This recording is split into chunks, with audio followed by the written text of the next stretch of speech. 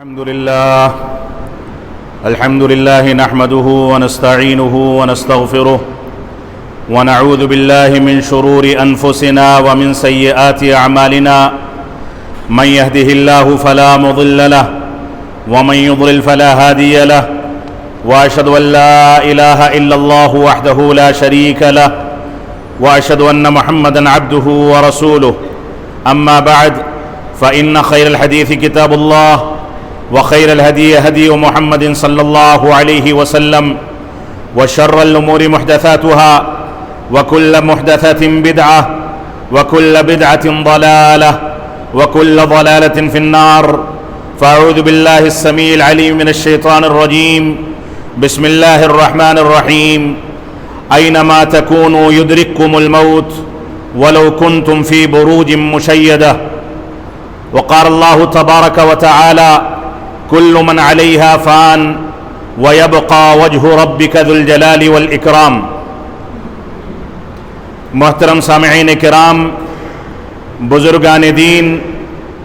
نوجوانان ملت اسلامیہ، اللہ رب العالمین کا فضل و کرم ہے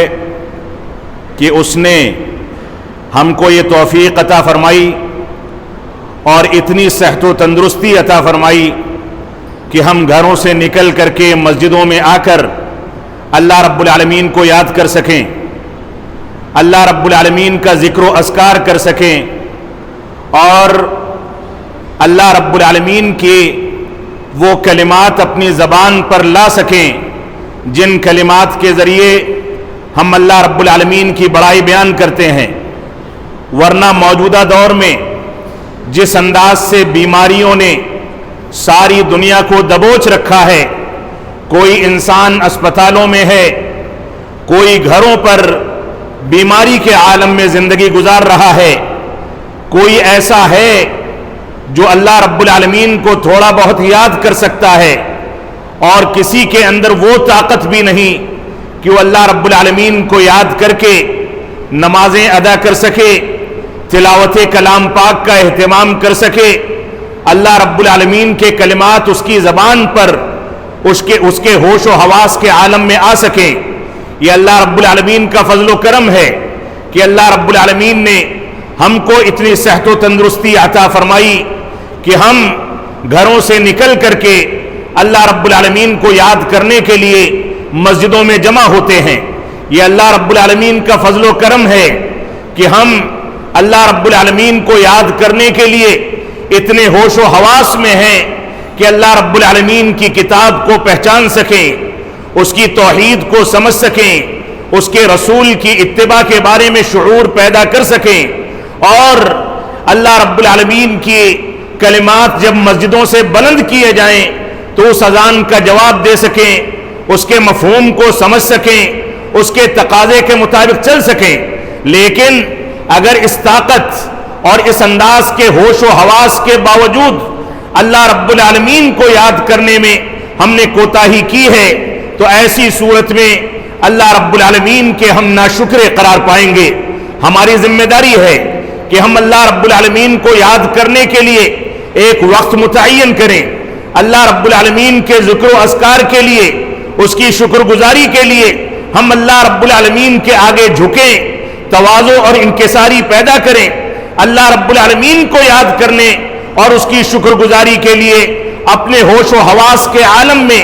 اللہ رب العالمین کی نعمتوں کو یاد کریں اور اس بات کو یاد کر سکیں کہ اللہ رب العالمین نے ہم کو جینے کا سہارا دیا، اللہ رب العالمین نے ہم کو ہوش و حواس کے عالم میں اتنی قوت و طاقت عطا فرمائی کہ ہم اللہ رب العالمین کو یاد کرنے کا شعور رکھتے ہیں۔ یہ ہماری ذمہ داری ہے کہ ہم اللہ رب العالمین کے شکر گزار بنیں۔ یہ کرونا وائرس کا پورا کال جو گزر گیا، 6 سے 7 مہینے، ساری انسانیت، ساری دنیا کی طاقتیں، دنیا کی بڑی سے بڑی میڈیکل سائنس کی طاقت، بڑے سے بڑے ڈاکٹر، بڑے سے بڑا اسپتال اور ساری کی ساری طاقتیں اس کے آگے بے بس نظر آتی ہیں۔ اور دیکھا جائے جو دنیا کے آگے آنکھیں نکال کر کے غراتے تھے، میزائل داغنے کی دھمکیاں دیتے تھے، دنیا کے آگے آنکھیں نکال کر کے ہر بڑی مچھلی چھوٹی مچھلی کو نگلنے کے لیے تیار رہتی تھی. اس کو اپنی اوقات سمجھ میں آ گئی کہ اس چھوٹے سے وائرس کے نتیجے میں دنیا کی کوئی طاقت، کسی ملک کا کوئی سربراہ، کسی ملک کا کوئی وزیر، کوئی بڑی سے بڑی طاقت، کوئی بڑے سے بڑا ڈاکٹر کتنے بھی احتیاط اور تدابیر اختیار کر لے، پی پی کٹ کو استعمال کر لے، لوگوں سے مسافت بنا لے، دوری اختیار کر کے زندگی گزارے، اسپتالوں میں جانا چھوڑ دے، مریضوں سے قربت کو چھوڑ دے، لیکن اگر وائرس اس کو آنا ہوگا، اس کو بیمار پڑنا ہوگا، اس بیماری میں اس کی موت اور اس کی آخری سانسیں مقدر میں لکھ دی گئی ہوں گی، تو دنیا کی کوئی طاقت اس کو نہیں بچا سکتی. اس وجہ سے ہماری یہ ذمہ داری ہے کہ ہم اللہ رب العالمین کی طاقت کو محسوس کریں، اللہ رب العالمین کی قدرت کو محسوس کریں. ہم اس موقع سے اس بات کو سمجھ لیں کہ ہم اپنے پیسے کے بلبوتے پر، مال و دولت کی بنیادوں پر، طاقت و سلطنت کی بنیادوں پر، ایک دوسرے پر حاوی ہونے کی صفت کی بنیادوں پر دنیا میں کتنی بھی ترقی کر لیں، لیکن جس دن موت آ کر کے دبوچتی ہے تو یہ نہیں دیکھتی کہ کون کس ملک کا سربراہ ہے، کون کہاں کا کون سا وزیر ہے، کس انداز کی ذمہ داریوں کو نبھاتا ہے، کون کس انداز کی زندگی گزارتا ہے. اس کے آگے پیچھے کتنے سینیٹائزر والے گھومتے ہیں، کتنے باڈی گارڈز گھومتے ہیں، کتنی گاڑیاں چلتی ہیں. اس کے تحفظات کے لیے سارا سرمایہ برباد کیا جاتا ہے، لیکن جب موت آتی ہے نہ تو گارڈ کام آتے ہیں، نہ دوائیں کام آتی ہیں، نہ اسپتال کام آتے ہیں، نہ طاقتیں کام آتی ہیں، نہ تدابیر کام آتی ہیں. اللہ رب العالمین نے اسی کے بارے میں فرمایا اینما تکونوا یدرککم الموت ولو کنتم فی بروج مشیدہ، کہ جب تم کو موت آ کر کے دبوچنے لگے گی تو ایسی صورت میں چاہے تم ان قصروں میں اور محلوں میں زندگی گزار رہے ہو جس کی دیواریں موٹی موٹی ہوں، محفوظ ترین مقام پر تم کو بند کر دیا جائے، تمہارے تحفظات کی ساری تدابیر اختیار کر لی جائیں. اللہ رب العالمین نے فرمایا کہ جب موت آ کر کے دبوچنے لگے گی تو تم چاہے محفوظ اور مضبوط قلعوں کے اندر زندگی گزارو تو بھی وہ آج کر کے تم کو دبوچ لے گی. اس موت نے ماضی میں فرعون کی خدائیت کے دعوے کو نہیں دیکھا، اس موت نے ماضی میں انبیاء کرام کی شخصیات کو نہیں دیکھا، اس موت نے ماضی میں صحابہ کرام کے ورع اور تقوی کو نہیں دیکھا. یہ موت جب آتی ہے تو آ کر کے دبوچ لیتی ہے، لیکن بقا ہے اور کسی چیز کو باقی رہنا ہے. کوئی طاقت ایسی ہے جو موت اور ہر قسم کے نقصان سے محفوظ ہے تو رب کائنات کی ذات گرامی ہے. اللہ رب العالمین نے فرمایا کل من علیہا فان ویبقى وجہ ربک ذو الجلال والاکرام. اللہ رب العالمین کا فرمان ہے کہ ہر چیز کے اوپر موت آنے والی ہے، ہر چیز فنا ہونے والی ہے. اس دنیا کے اندر بعض دفعہ ایسا بھی دیکھا جاتا ہے کہ ایک معمولی سی مشین یا ایک معمولی سا جانور یا ایک حقیر سا کوئی کیڑا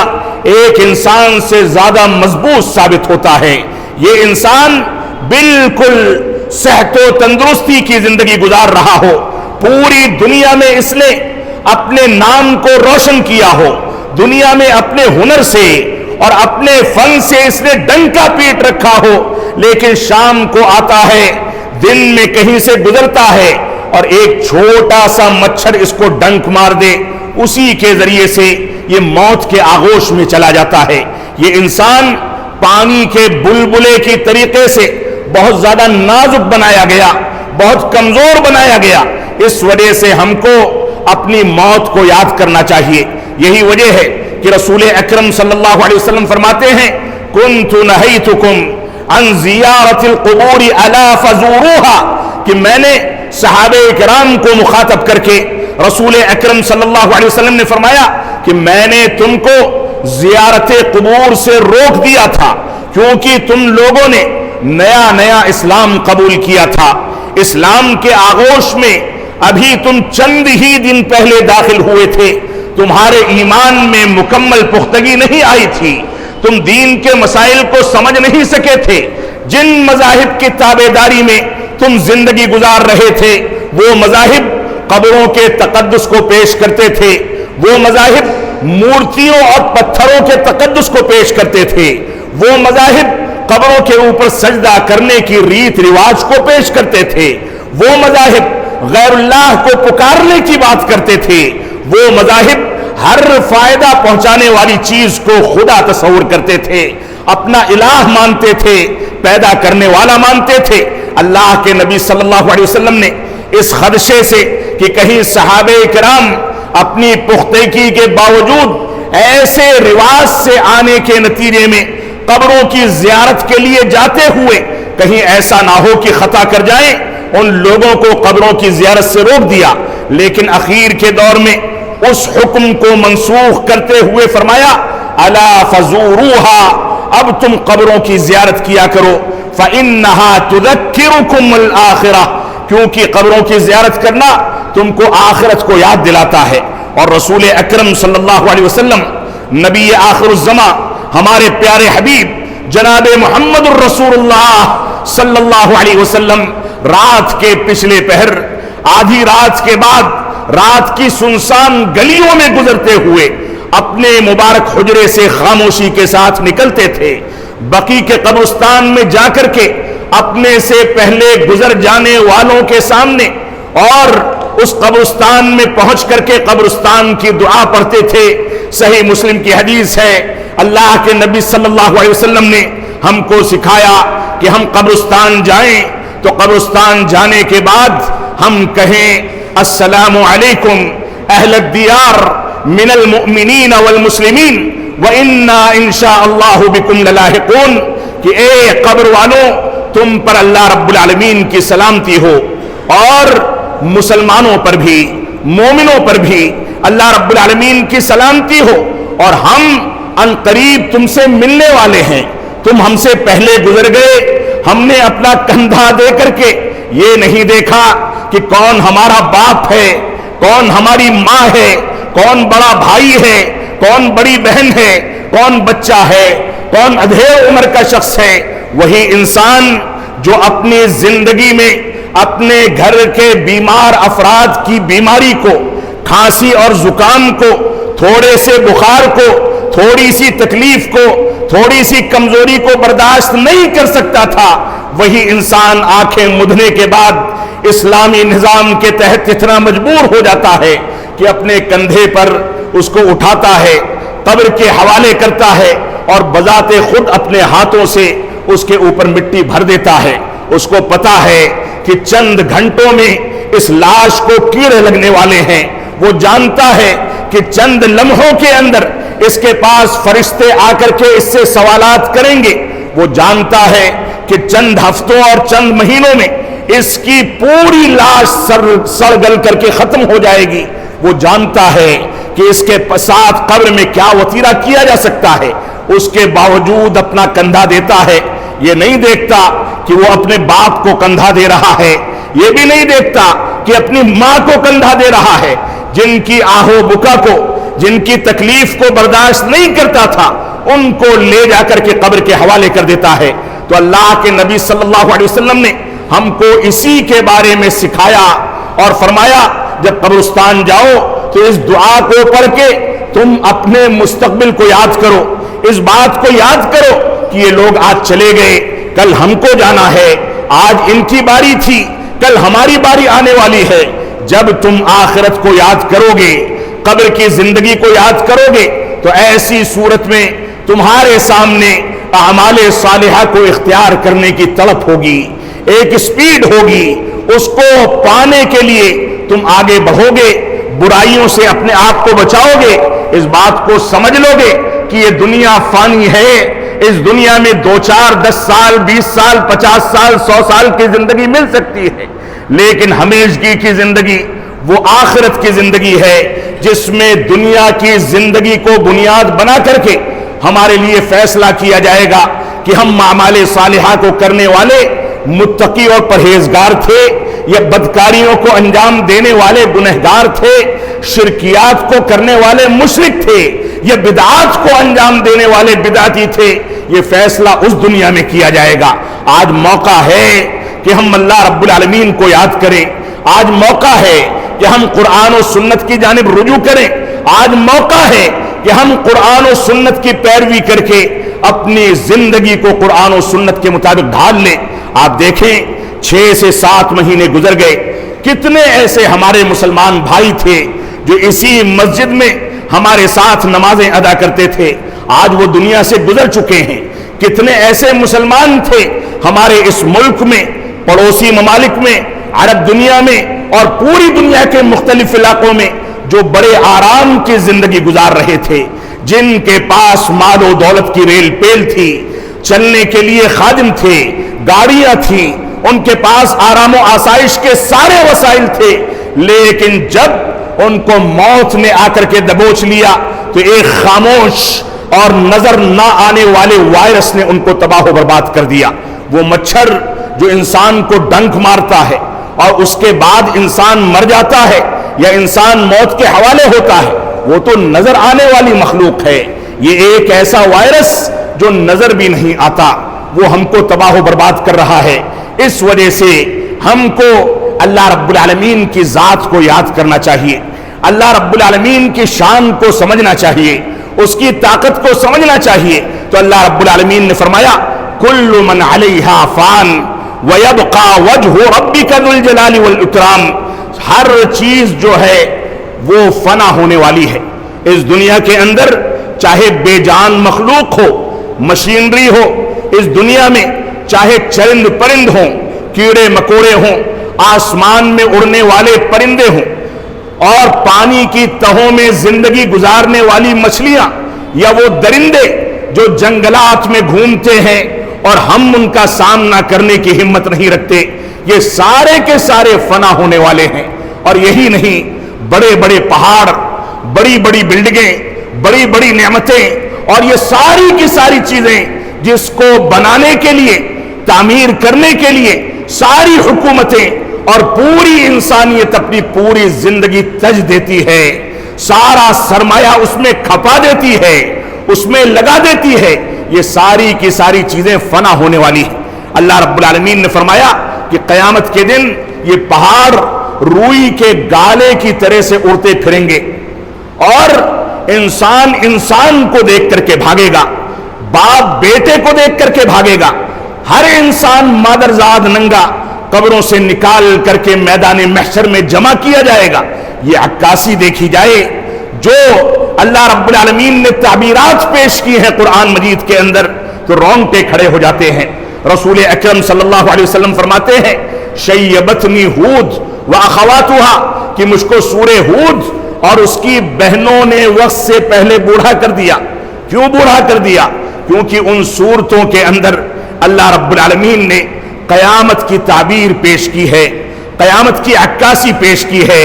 رسول اکرم صلی اللہ علیہ وسلم جب ان آیات کی تلاوت فرماتے تھے تو آپ کے مبارک سینے سے رونے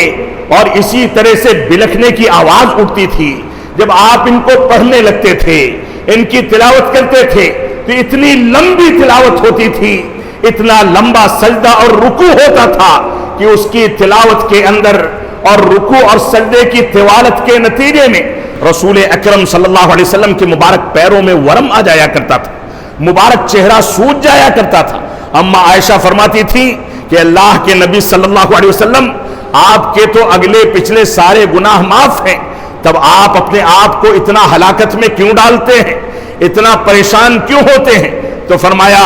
افلا اکون عبدا شکورا، کہ کیا میں اللہ رب العالمین کا شکر گزار بندہ نہ بن جاؤں؟ یہ تصور اگر ہمارے اندر پیدا نہ ہو سکا تو معاف فرمائیں گے، ہم کبھی بھی سچے مسلمان نہیں بن سکتے۔ تو موت کو یاد کر کے چلیں، موت ایک اٹل حقیقت ہے۔ بہت سارے افراد ایسے ہیں جو یہ دعویٰ کرتے ہیں کہ اللہ کے نبی صلی اللہ علیہ وسلم کے پاس ملک الموت کا فرشتہ آیا اور اس کے بعد آپ سے سوال کیا کہ اگر آپ اجازت دیں تو میں آپ کی روح قبض کر لوں۔ بعض اولیاء کے ساتھ یہ واقعات پیش آئے، بعض دوسرے انبیاء کے ساتھ پیش آئے، ساری وضع کردہ جھوٹی روایتیں ہیں۔ یہ موت جب اللہ کے حکم سے آتی ہے تو نہ کسی نبی کو دیکھتی ہے، نہ کسی صحابی اور ولی کو دیکھتی ہے، نہ کسی بڑے عالم کو اور محدث کو دیکھتی ہے۔ جب موت آتی ہے تو آ جاتی ہے۔ انسان بڑے بڑے مضبوط قلعوں کے اندر تحفظات کے سارے امکانات اور سارے وسائل اختیار کر کے بیٹھا ہو تو بھی موت آ کر کے دبوچتی ہے تو انسان کو لے کر کے ہی چھوڑتی ہے اور اس کو تباہ کر دیتی ہے۔ اس وجہ سے ہماری ذمہ داری ہے کہ ہم قبر کی زندگی گزارنے سے پہلے، اس سے پہلے کہ ہمارے اپنے بچے،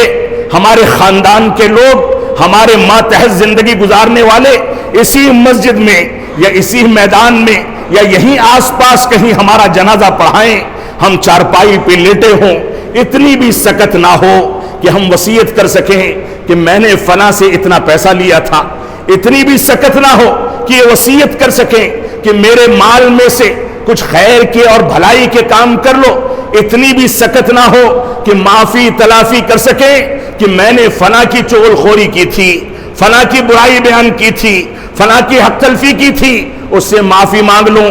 یہ ساری کی ساری طاقتیں موت کے ساتھ سلب کر دی جاتی ہیں۔ اس وجہ سے اس زندگی میں جو اللہ رب العالمین کی سب سے بڑی نعمت ہے، اس کو اللہ رب العالمین کی نعمت تصور کر کے اسی زندگی میں تمام کے تمام معاملات کو صاف ستھرا کر لینا یہ ہر مسلمان کی ذمہ داری ہے۔ اللہ رب العالمین نے فرمایا سورۃ النحل میں اموات غیر احیاء، موت سے ہم کو بڑا ڈر لگتا ہے۔ یہ سوچ لیتے ہیں کہ کورونا وائرس ہو جائے گا تو ہاتھ ملانا چھوڑ دیتے ہیں، ماسک جو شخص نہ لگائے ہو اس سے سامنا کرنا چھوڑ دیتے ہیں۔ اگر یہ سوچ لیتے ہیں کہ یہ وائرس ہم کو دبوچ لے گا اور اسپتالوں میں پہنچ کر کے ہم کو قبروں کے حوالے کر دیا جائے گا، نہ جنازہ پڑھنے کی اجازت ہوگی، بعض محدود لوگ آئیں گے اور جنازہ پڑھائیں گے، غسل بھی نہیں دے سکیں گے، اگر یہ تصور ہمارے ذہن میں بیٹھ جائے تو موت کی وجہ سے ہمارے رونگٹے کھڑے ہو جاتے ہیں، ہم کپ کپی طاری ہو جاتی ہے، ہم گھبرا اٹھتے ہیں۔ لیکن موت کے بعد کی تیاری کرنے والا آدمی کبھی بھی موت سے ڈرتا نہیں۔ اللہ رب العالمین نے سورۃ النحل میں فرمایا اموات غیر احیاء، وہ ضلالت و گمراہی اختیار کرنے والے، وہ گمراہی کی زندگی اختیار کرنے والے،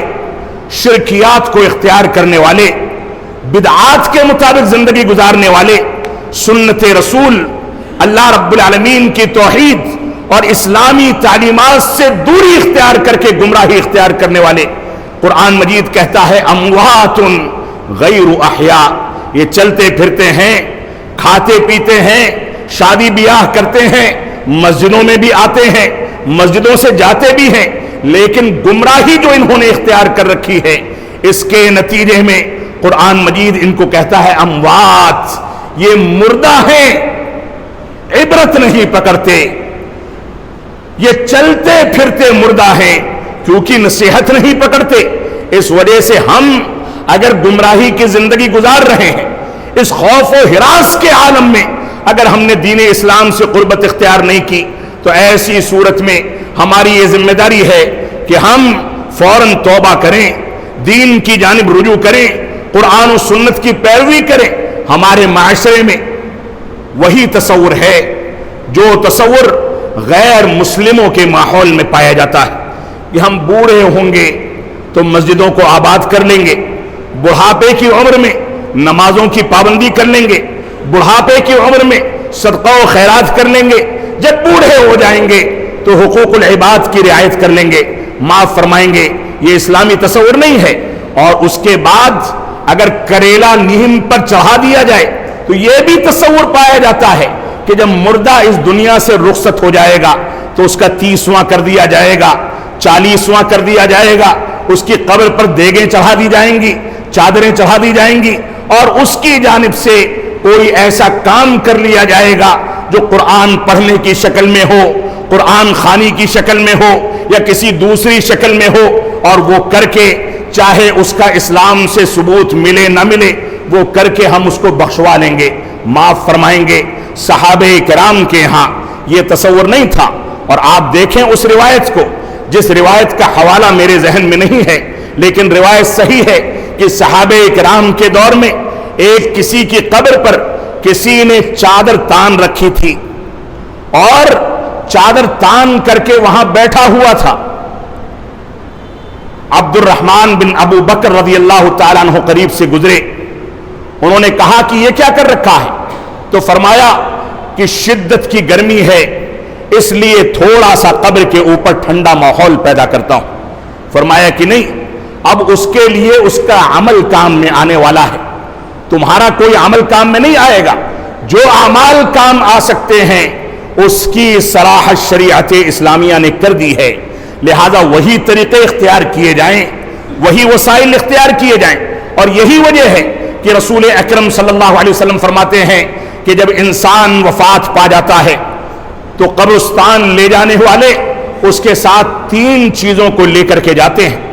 ایک اس کا مال و دولت جاتا ہے، ایک اس کی آل اولاد جاتی ہے، اور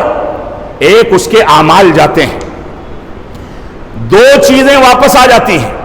ایک چیز باقی رہتی ہے، وہ اس کے اعمال ہیں. اگر قبر کے اندر راحت چاہیے، چین و سکون کی سانس چاہیے، سوالات کے وقت جن سوالات کو پیش کرنے والے ایسے فرشتے ہوں گے جن کو دیکھ کر کے خوف لاحق ہو جائے گا، ان کے سوالات کے جواب دینے ہیں، تو ایسی صورت میں دنیا کے اندر اعمال صالحہ کو انجام دیا جائے. رسول اکرم صلی اللہ علیہ وسلم نے یہ بھی فرمایا کہ جب تم مردے کو قبر کے حوالے کر کے واپس آتے ہو تو اس کو تمہارے قدموں کی آواز سنائی جاتی ہے، جیسا کہ ترمذی کی، ابو داؤد کی اور غالباً صحیح مسلم وغیرہ کی روایتوں میں موجود ہے. فرمایا کہ قدموں کی آواز سنائی جاتی ہے، اور قدموں کی آواز سننے کے بعد مردہ محسوس کر لیتا ہے کہ اب مجھ کو تنہا چھوڑ دیا گیا. اس تنہائی سے چاہے آپ کو جلا دیا جائے، چاہے آپ کو دفنا دیا جائے، چاہے آپ کو سمندر میں پھینک دیا جائے، چاہے آپ کو دریا برد کر دیا جائے، چاہے آپ کے ساتھ کوئی بھی ریت رواج اختیار کیا جائے، مردے کو کسی بھی شکل میں اس کے آخری رسومات کی ادائیگی کی جائے، مردہ کسی بھی صورت میں اللہ رب العالمین کے اس نظام سے بھاگ نہیں سکتا. اس وجہ سے اس تنہائی اور خوف کی زندگی اور مرحلے کے لیے اگر ہم کو کچھ کرنا ہے تو اسی دنیا میں کرنا ہوگا. اللہ رب العالمین ہم کو ان باتوں کی توفیق عطا فرمائے. اصل موضوع جو تھا وہ یہ تھا کہ مردوں کے لیے ہم کون سے اعمال انجام دے سکتے ہیں. اللہ رب العالمین ہم کو توفیق عطا فرمائے کہ ہم موت کی تیاری کریں. اللہ رب العالمین ہم کو توفیق عطا فرمائے کہ ہم موت کے لیے اور موت کے بعد کی زندگی کے لیے اپنے آپ کو تیار کر سکیں. اللہ رب العالمین ہم کو توفیق عطا فرمائے کہ ہمارے خاندانوں میں، ہمارے محلوں میں، ہمارے پڑوس میں، ہمارے متعلقین میں، یا ہمارے پڑوسی ممالک یا دنیا کے جس بھی خطے میں جو لوگ وفات پا گئے، ان کی وفات کو ہم اپنے لیے نشان عبرت سمجھ کر کے نصیحت پکڑیں اور قرآن و سنت کی جانب لوٹیں، قرآن و سنت کے مطابق زندگی کو ڈھالیں. اللہ رب العالمین ہم کو اس بات کی توفیق عطا فرمائے. ہم جب تک جئیں تب تک اسلام پر جئیں، جب ہمارا خاتمہ ہو تو ایمان پر ہو. بارک اللہ لنا ولکم فی القرآن المجید ونفعنی وإیاکم بالآیات والذکر الحمید انہ تعالی جواد کریم ملک بر الرؤوف الرحیم.